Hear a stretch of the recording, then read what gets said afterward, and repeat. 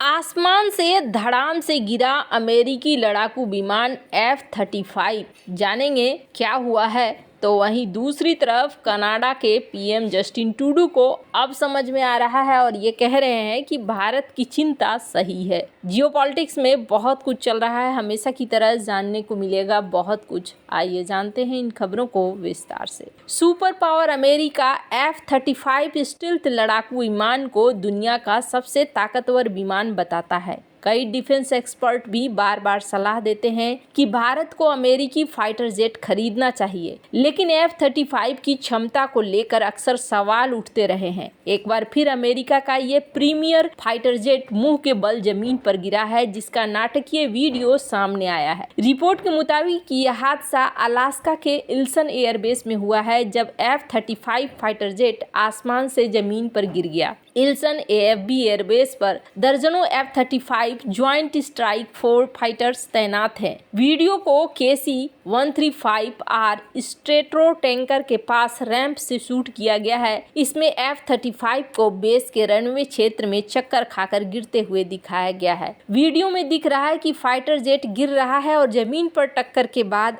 आग के गोले का गुबार दिखता है। पास में एक पैराशूट दिखाई देता है। हालांकि अच्छी बात यह है कि ऐन वक्त पर पायलट विमान से बाहर निकल गया और उसकी जान बच गई है। अमेरिकी एयरफोर्स की तरफ से जारी एक प्रेस रिलीज में कहा गया कि पायलट सुरक्षित हैं और हादसे की वजह का पता लगाया जा रहा है। वहीं 354वें फाइटर विंग के कमांडर कर्नल पॉल टाउनसेंड ने कहा है कि हमारे लोग हमारे सबसे महत्वपूर्ण संसाधन हैं और हम उनकी सुरक्षा सुनिश्चित करने के लिए प्रतिबद्ध हैं। उन्होंने कहा कि मैं आपको आश्वस्त कर सकता हूं कि यूनाइटेड स्टेट एयरफोर्स ऐसी घटनाओं के फिर से होने की संभावना को कम करने की उम्मीद में गहन जांच करेगी। ये पहली बार नहीं है जब F-35 लड़ाकू विमान हादसे का शिकार हुआ है। इससे पहले भी न्यू मैक्सिको में ये फाइटर जेट क्रैश हो चुका है। एक्सपर्ट के उन दावों को बल मिला है कि इस फाइटर जेट में कई खामियां हैं। अक्सर सवाल उठते रहे हैं कि F-35 फाइटर जेट असल में अमेरिकी एयरफोर्स के लिए घाती बन चुका है, जिसके मेंटेनेंस में करोड़ों का खर्चा आता है, लेकिन अक्सर क्षमता के मुताबिक प्रदर्शन नहीं पाता है। F-35 एक स्टील्थ फाइटर जेट है। दुनिया में इस वक्त सिर्फ 3 देशों के पास ही स्टील्थ लड़ाकू विमान है, जिसमें अमेरिका के अलावा चीन और रूस है। अमेरिका का दावा है कि F-35 की कीमत दुनिया में सबसे ज्यादा है। इसके ऑपरेशंस में काफी ज्यादा लागत आती है। इस फाइटर जेट के मेंटेनेंस में अमेरिका का भी पसीना निकल जाता है। एरोटाइम की रिपोर्ट के मुताबिक फाइटर जेट की कीमत 684 करोड़ रुपए प्रति यूनिट है। अमेरिकी डिफेंस कंपनी लॉकहीड मार्टिन ने इस फाइटर जेट का निर्माण किया और ये करीब 1.6 मैक की रफ्तार से उड़ान भर सकता है। इसमें स्टील्थ टेक्नोलॉजी है, यानी कि इसे रडार ट्रैक नहीं कर सकता है और ये लंबी दूरी तक मार करने वाला लड़ाकू विमान है। इसके अलावा इसकी एक और खास बात यह है कि मिसाइलों को इसकी बॉडी में फिट किया जा सकता है। इसमें एडवांस सेंसर लगे हुए हैं। अमेरिका के लिए F-35 लड़ाकू विमान को सफेद हाथी माना गया है, क्योंकि इसकी ऑपरेशनल लागत काफी ज्यादा है। अमेरिकी सरकार की रिपोर्ट में कहा गया है कि F-35 फाइटर जेट प्रोग्राम में अभी तक $2 ट्रिलियन से ज्यादा खर्च हो चुके हैं, लेकिन इसकी टेक्नोलॉजी को लेकर अभी भी सवाल उठते रहे हैं। इसमें लगा रडार सिस्टम काफी ज्यादा गर्म हो जाता है और इसकी इंजन क्षमता पर भी सवाल है, जिसके बाद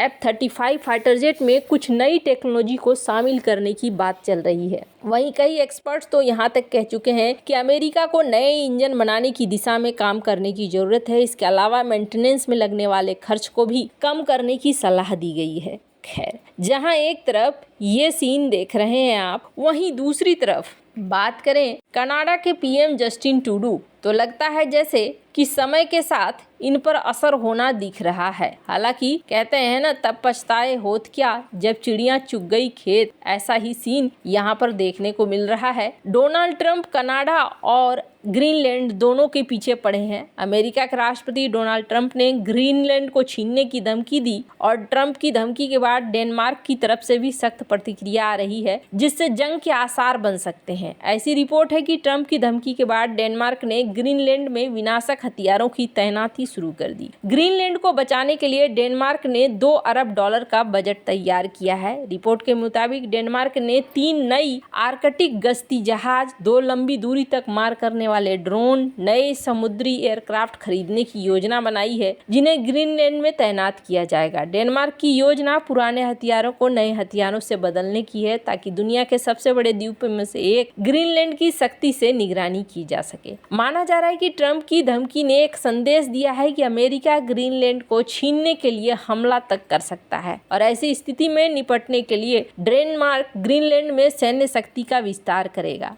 अमेरिका के साथ चीन और रूस भी इस ऑटोनोमस क्षेत्र में प्रभाव बढ़ाने के लिए रेस में लगे हुए हैं। यह द्वीप पहले से ही अमेरिकी सेना की सबसे रणनीतिक रूप से महत्वपूर्ण चौकियों में से एक है। डेनमार्क के रक्षा मंत्री ट्रोल्स पोल्सन ने सोमवार को एक बयान में कहा कि हम गंभीर सुरक्षा नीति चुनौतियों का सामना कर रहे हैं। हालांकि उन्होंने अपने बयान में ट्रंप का नाम नहीं लिया, लेकिन डेनमार्क डिफेंस इंटेलिजेंस का मानना है कि आर्कटिक और उत्तरी अटलांटिक में खतरा काफी ज्यादा बढ़ चुका है, लिहाजा डेनमार्क को सैन्य मजबूती बढ़ाने की जरूरत है। डेनमार्क का हथियारों के अधिग्रहण का ये कार्यक्रम फरो आइलैंड और ग्रीनलैंड के बीच में किए गए सुरक्षा समझौते का हिस्सा है। दोनों सरकारें 6,60,000 वर्ग मील में फैले इस भूभाग के साथ करीब 27,000 मील के समुद्री तट पर गश्त करने के लिए अपनी क्षमता को अभूतपूर्व स्तर तक ले जाने की कोशिश कर रहे हैं। फिलहाल डेनमार्क की सैन्य उपस्थिति इस क्षेत्र में काफी सीमित है। उसने जहाजों के अलावा कुछ विमानों और 1 दर्जन डॉग स्लेज टीमें ही तैनात रखी हैं, लेकिन अब डेनमार्क 1991 और 1992 में कमीशन की गई 4 गश्ती नौकाओं को बदलने जा रहा है। नौसेना प्रमुख रियर एडमिरल हेनरिक रायबर्ग ने पिछले साल इस बात का जिक्र किया था कि ये नौकाएं 40 साल से ज्यादा पुराने हो चुके हैं, इसलिए इन्हें बदलने की जरूरत है। डेनमार्क के रक्षा मंत्री ट्रोल्स ने कहना है कि डेनमार्क अब 3 नए आर्कटिक जहाज खरीदने वाला है, जिन्हें ग्रीनलैंड के लिए काफी मुश्किल स्थितियों में ऑपरेट करने के लिए डिजाइन किया गया है।